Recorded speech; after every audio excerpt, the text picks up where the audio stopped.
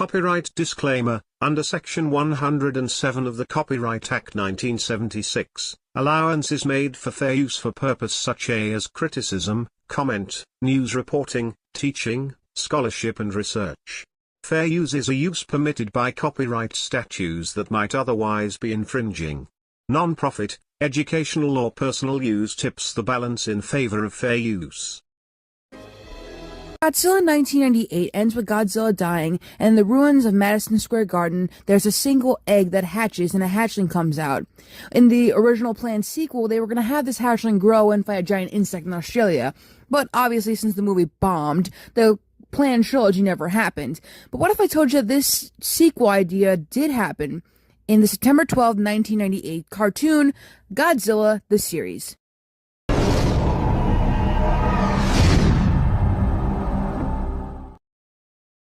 Godzilla the Series is an American-Japanese anime television series developed by Jeff Klein and Richard Reynes. The series originally aired on Fox Kids in the United States between September 12, 1998 and April 22nd of the 2000s, and is a sequel to the Godzilla film from 1998. The series follows the Humanitarian Environmental, or Ecological in Area 51, analysis team, or HEAT for short, a research team led by Dr. Nick Tapalopoulos, the character from the, Matthew Broderick, but he's voiced by Ian Ziering. You might know him. He was Steve Sanders in Beverly Hills 90210. Whatever. I don't want to be that person, but why does cartoon Nick look nothing like movie Nick?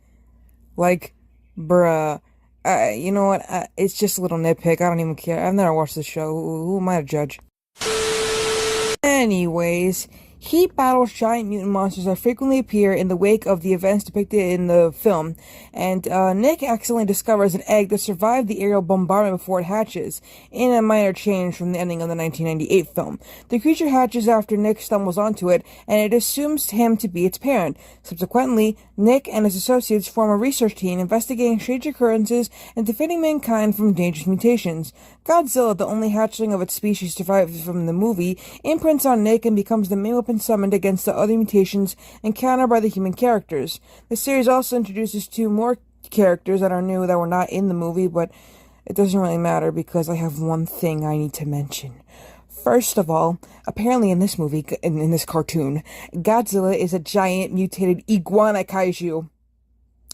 But that's not the craziest thing. The craziest thing is that Frank Welker does the vocal effects for Godzilla, and he was also vocal effects in the 1998 film. What? This is a moment in history! Take a picture! Yo!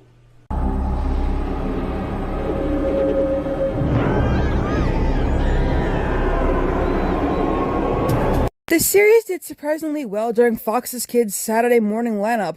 Ultimately, however, it was overshadowed by the late 1990s Pokemon/Digimon war between Warner Brothers and Fox Kids during the 1999 and 2000s at the time.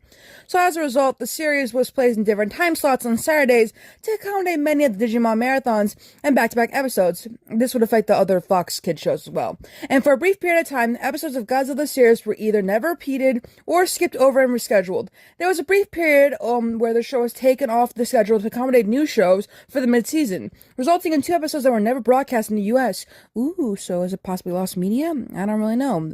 Anyways, the series was more positively received by critics and fans than the film on which it was based, being considered more faithful to the original Godzilla. Now, you hear that 1998 movie? Suck it, bro. Before I end the video, I need to point out that Mr. Krabs was in Season 2 of Godzilla. He was in Episode 2 called Cash of the Titans, and he played a billionaire named Maximilian Spiel.